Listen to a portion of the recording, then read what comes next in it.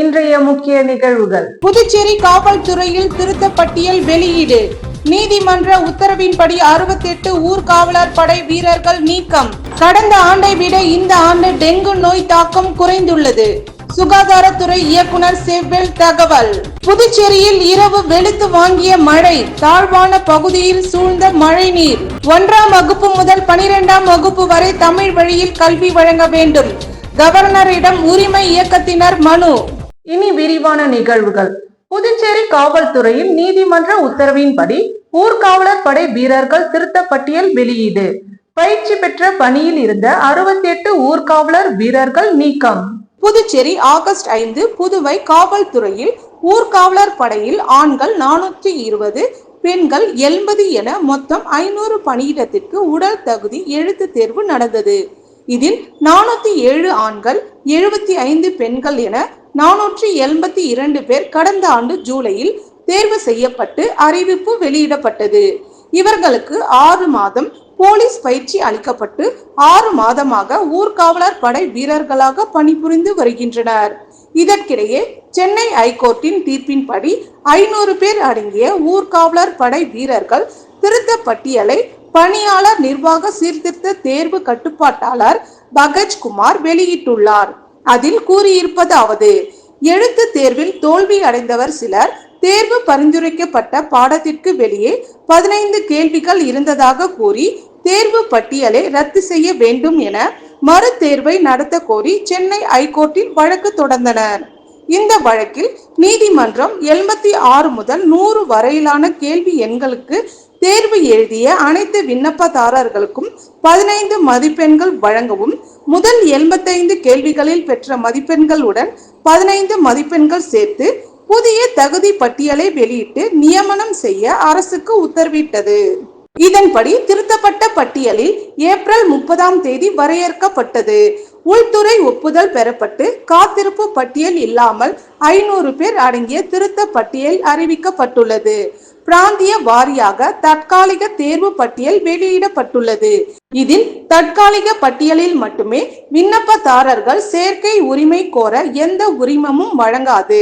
தற்காலிக தேர்வு கல்வி தகுதி, வயது, பிறப்பு, குடியிருப்பு உட்பட சான்றிதழ் சரிபார்ப்பு, மருத்துவ பரிசோதனை உட்பட்டது. இவ்வாறு அதில் குறிப்பிடப்பட்டுள்ளது. புதுச்சேரியில் கடந்த ஆண்டை காட்டிலும் இந்த ஆண்டு 53% டெங்கு நோய் தாக்கம் குறைந்துள்ளதாகவும், மழைக்காலம் தொடங்க உள்ளதால் நோய் தொற்று அதிகரிக்க வாய்ப்புள்ளதாகவும், எனவே மருத்துவமனையில் படுக்க வசதி மற்றும் அனைத்து வகையான மருத்துவ வசதிகளும் தயார் நிலையில் உள்ளதாகவும் சுகாதாரத்துறை இயக்குனர் செவ்வேல் தெரிவித்துள்ளார்.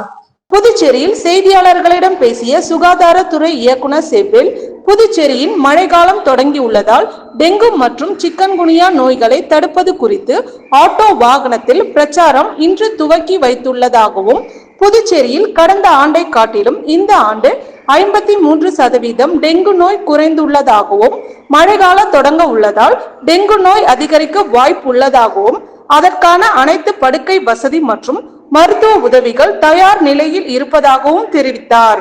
மேலும் டெங்கு மற்றும் சிக்கன்குனியா போன்ற நோய்களில் இருந்து மக்கள் தங்களை பாதுகாத்துக் கொள்ள வேண்டும் என்றால் தண்ணீரை கொதிக்க வைத்து குடிக்க வேண்டும்.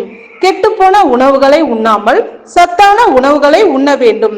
வீடுகளிலும் வீட்டின் அருகிலும் தண்ணீர் தேங்காமல் பாதுகாத்துக் கொள்ள வேண்டும் என்று கூறினார். புதுச்சேரியில் சுமார் 2 மணி நேரத்திற்கு மேலாக பெய்த கனமழை காரணமாக தாழ்வான பகுதியில் மழை நீர் பெருக்கெடுத்து ஓடுவதால் வாகன ஓட்டிகள் மிதந்தபடி சென்றனர். தென்மேற்கு வங்கக்கடல் பகுதியின் மேல் ஒரு வளிமண்டல மேலடுக்கு சுழற்சி நிலவுவதால் இன்று புதுச்சேரி மற்றும் தமிழகத்தில் இடி மின்னலுடன் கூடிய லேசானது முதல் மிதமான மழை பெய்யக்கூடும் என சென்னை வானிலை ஆய்வு மையம் தெரிவித்திருந்தது. இந்நிலையில் புதுச்சேரியில் கடந்த சில தினங்களாக வெப்பத்தின் தாக்கம் அதிகரித்து வந்த நிலையில் இரவு திடீரென கனமழை பெய்தது. முதலியார்பேட்டை, முத்தியால்பேட்டை, நெல்லித்தோப்பு, மூலகுளம் உள்ளிட்ட நகர் பகுதிகளில், மதகடிப்பட்டு, வில்லியனூர், பாகூர், திருக்கனூர் உள்ளிட்ட கிராமங்களில் என மாநிலம் முழுவதும் கனமழை பெய்தது.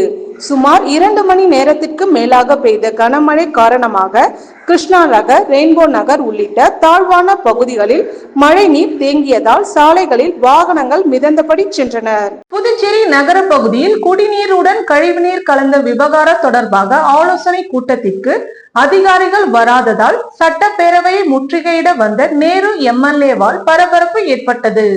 புதுச்சேரி நகர பகுதியில் உள்ள உருளையன்பேட்டை தொகுதி கோவிந்த சாலையில் நேற்று குடிநீருடன் கழிவுநீர் கலந்ததால் 10க்கும் மேற்பட்டோர் வயிற்றுப்போக்கு, வாந்தி, மயக்கம் ஏற்பட்டு அரசு மருத்துவமனையில் அனுமதிக்கப்பட்டிருந்தனர். இது குறித்து அறிந்த தொகுதி சட்டமன்ற உறுப்பினர் நேரு சம்பவ இடத்திற்கு சென்று ஆய்வு செய்தார். மேலும் இது குறித்து அதிகாரிகளுடன் ஆலோசனை கூட்டம் சுகாதாரத்துறை அலுவலகத்தில் இன்று காலை நடைபெற்றது. கூட்டம் நடைபெறுவதற்கு முன்பாக அங்கு வந்த சட்டமன்ற உறுப்பினர் நேரு அங்கு அதிகாரிகள் யாரும் வராததால் ஆத்திரமடைந்து உடனடியாக சட்டப்பேரவை முற்றுகையிட வந்தார். சட்டசபை முன்பு நின்றிருந்த அவரை நகராட்சி ஆணையர் மற்றும் அதிகாரிகள் அவருடன் பேச்சுவார்த்தை நடத்தி மீண்டும் ஆலோசனை கூட்டத்திற்கு அழைத்து சென்றனர். இதனால் சட்டப்பேரவை முன்பு சிறிது நேரம் பரபரப்பு ஏற்பட்டது. முசுடு சட்டமன்ற தொகுதிக்கு உட்பட்ட சேதராப்பட்டு, பிள்ளையார்குப்பம் உள்ளிட்ட பகுதியில் சாலை அமைத்தல் மற்றும் கழிவுநீர் வாய்க்கால் அமைத்தல் உள்ளிட்ட பல்வேறு பணிகளுக்கான பூமி பூஜையினை முன்னாள் அமைச்சர் சாய்ஜி சரவணகுமார் தொடங்கி வைத்தார். புதுச்சேரி மாநிலம் முசுடு சட்டமன்ற தொகுதிக்கு உட்பட்ட சேதராப்பட்டு புது காலனியில் உள்ள திடீர் நகர் பகுதியில் தொகுதியின் சட்டமன்ற உறுப்பினரும் முன்னாள் குடிமைப் பொருள் வழங்கல் மற்றும் நுகர்வோர் விவகாரங்கள் துறை அமைச்சர் ஏ.கே. சாய்ஜி சரவணகுமார் அவர்களின் தீவிர முயற்சியால் சாலை மற்றும் கழிவுநீர் வாய்க்கால்களை மேம்படுத்துதல் பணிக்கு ஆதி திராவிடர் நலத்துறை பேட்கோ மூலம் அரசாணை பெற்று ரூபாய் 25 லட்சம் மதிப்பீட்டில் பூமி பூஜை செய்து சேதராப்பட்டு பழைய காலனியில் உள்ள கருமாதி கொட்டகை செல்லும் சாலை மற்றும் கழிவுநீர் வாய்க்காலை மேம்படுத்துதல் பணிக்கான பூமி பூஜை ரூபாய் 30.14 லட்சம் மதிப்பீட்டில் பிள்ளையார்குப்பம் பேட் கருமாதி கொட்டாய்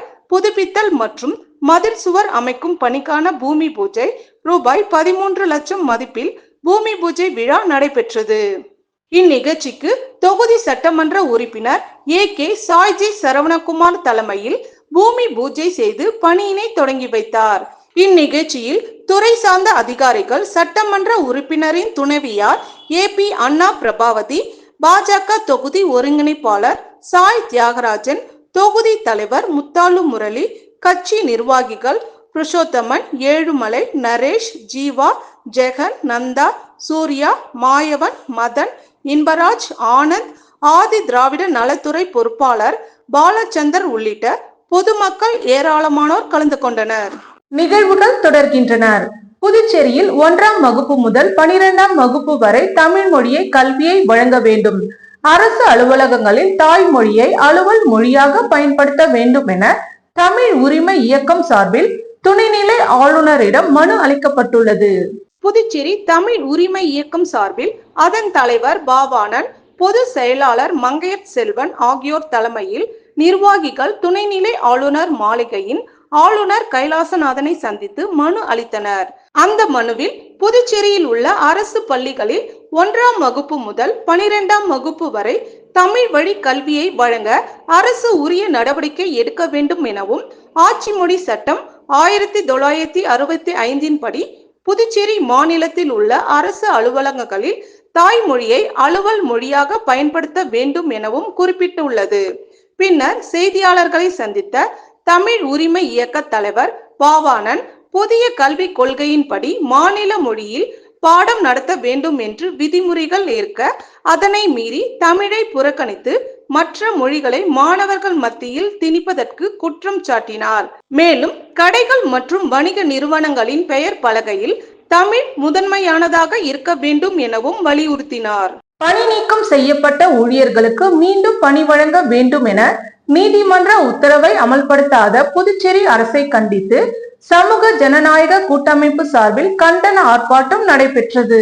புதுச்சேரி ஆதி திராவிடர் நலம் மற்றும் பழங்குடியினர் மேம்பாட்டு வரைநிலை கழகத்தின் பணி நீக்கம் செய்யப்பட்ட 21 தலித் ஊழியர்களை மீண்டும் பணியில் அமர்த்திட உத்தரவிட்ட உயர் நீதிமன்ற தீர்ப்பை அமல்படுத்தாத புதுச்சேரி அரசை கண்டித்து சமூக ஜனநாயக கூட்டமைப்பு சார்பில் கண்டன ஆர்ப்பாட்டம் நடைபெற்றது. சமூக ஜனநாயக கூட்டமைப்பு தலைவர் பாரதிதாசன் தலைமையில் அண்ணா சிலை அருகே நடைபெற்ற கண்டன ஆர்ப்பாட்டத்தில் பணி நீக்கம் செய்யப்பட்ட 21 ஊழியர்கள் உள்ளிட்ட பல்வேறு சமூக அமைப்பினர் கலந்து கொண்டு கோரிக்கைகளை வலியுறுத்தி கண்டன கோஷங்களை எழுப்பினார்கள். மதகடிப்பட்டு SMV பள்ளியில் விளையாட்டு விழா சிறப்பாக நடைபெற்றது. மதகடிப்பட்டில் உள்ள ஸ்ரீ மணக்குள விநாயகர் கல்வி அறக்கட்டளையின் ஒரு அங்கமான SMV பள்ளியில் உள்ள விளையாட்டு திடலில் முதலாவது விளையாட்டு தின விழா நிகழ்ச்சி நடைபெற்றனர். இந்நிகழ்ச்சிக்கு சிறப்பு விருந்தினராக தக்ஷசீலா பல்கலைக்கழகத்தின் வேந்தரும் மணக்குள விநாயகர் கல்வி அறக்கட்டளையின் தலைவர் மற்றும் நிறுவன இயக்குனருமான தனசேகரன், பொருளாளர் ராஜராஜன், இணை செயலாளர் ஆர்கிடெக்ட் வேலாயுதம், ஸ்ரீ மணக்குள விநாயகர் கல்வி அறக்கட்டளையின் உறுப்பினரான டாக்டர் நிலா பிரியதர்ஷினி, கீதா, கவிதா, வைஷ்ணவி, சூரியகுமார், ஸ்ரீ மணக்குள விநாயகர் பொறியியல் கல்லூரியின் இயக்குனர் மற்றும் முதல்வர் வெங்கடாச்சலபதி ஆகியோர் நிகழ்ச்சிக்கு வருகை தந்து சிறப்பித்தனர். நிகழ்ச்சிக்கு வருகை தந்து சிறப்பித்த சிறப்பு விருந்தினர் அனைவருக்கும் SMV பள்ளி முதல்வர் முனைவர் அனிதா சாந்தகுமார் பூங்கொத்து கொடுத்து வரவேற்றார். 4 விளையாட்டு அணிகளை சேர்ந்த மாணவர்கள் அணிவகுப்பு நடத்தி மரியாதை செய்தனர். பின்னர் சிறப்பு விருந்தினர்கள் தேசிய கொடி மற்றும் ஒலிம்பிக் கொடியை ஏற்றி வைத்ததுடன் ஒலிம்பிக் தீபமேற்றி நிகழ்ச்சியை தொடங்கி வைத்து சிறப்பித்தனர். நிகழ்ச்சியின் தொடக்கமாக சிறுவர்களின் நடன நிகழ்ச்சியும் மாணவிகளின் கண்கவர் நடன நிகழ்ச்சியுடன் விழா ஆரம்பமானது. மாணவர்கள் 4 அணிகளாக பிரிக்கப்பட்டு பல்வேறு வடிவ விளையாட்டு போட்டி நடத்தப்பட்டனர். அதன் அடிப்படையில் சிறுவர்களுக்கான தடை தாண்டுதல், ஓடுதல், வளையத்துள் நுழைந்து முன்னேறுதல் போன்ற பல்வேறு விளையாட்டு நிகழ்ச்சிகள் நடைபெற்றனர். 6 முதல் 10ஆம் வகுப்பு வரை பயிலும் மாணவர்களுக்கு விரை ஓட்டம், குறுக்கு தூரம் ஓட்டம், நீண்ட தூர ஓட்டம், தொடர் ஓட்டம், தடை ஓட்டம், பல இடர் ஓட்டம் போன்ற விளையாட்டுகள் நடைபெற்றனர். மேலும் தடகள போட்டிகளான ஓடுதல், குதித்தல் மற்றும் வீசுதல், குண்டு எறிதல், ஈட்டி எறிதல், வட்டு எறிதல், சுத்தி எறிதல் போன்ற விளையாட்டு போட்டிகள் நடத்தப்பட்டன. போட்டிகளில் வெற்றி பெற்ற மாணவர்களுக்கு சான்றிதழும் பதக்கமும் வழங்கப்பட்டது. இறுதியாக அதிக புள்ளிகளை பெற்று முதலிடம் பிடித்த சோலியஸ் அணிக்கு பரிசும் கேடயமும் வழங்கப்பட்டது. வில்லியனூர் பைபாஸ் சாலையில் NR பவள விழா சதுக்கத்தை சபாநாயகர் செல்வம் திறந்து வைத்தார். புதுச்சேரி முதல்வர் ரங்கசாமியின் 75வது பிறந்த நாளை முன்னிட்டு வில்லியனூர் பைபாஸ் சாலையில் NR 75 சதுக்கம் புதியதாக அமைக்கப்பட்டுள்ளது. பொதுப்பணித்துறை சார்பில் அமைக்கப்பட்டுள்ள இந்த சதுக்கத்தின் திறப்பு விழா நேற்று மாலை நடைபெற்றது. இதில் சபாநாயகர் செல்வம் சிறப்பு அழைப்பாளராக கலந்து கொண்டு திறந்து வைத்தார். இந்நிகழ்ச்சியில் உள்துறை அமைச்சர் நமச்சிவாயம், பொதுப்பணித்துறை அமைச்சர் லட்சுமி நாராயணன், துணை சபாநாயகர் ராஜவேலு, சட்டமன்ற உறுப்பினர் AKD ஆறுமுகம், KSP ரமேஷ், பாஸ்கர் மற்றும் தக்ஷணாமூர்த்தி, சம்பத், லட்சுமிகாந்தன் மற்றும் பொதுப்பணித்துறை அதிகாரிகள் கலந்து கொண்டனர்.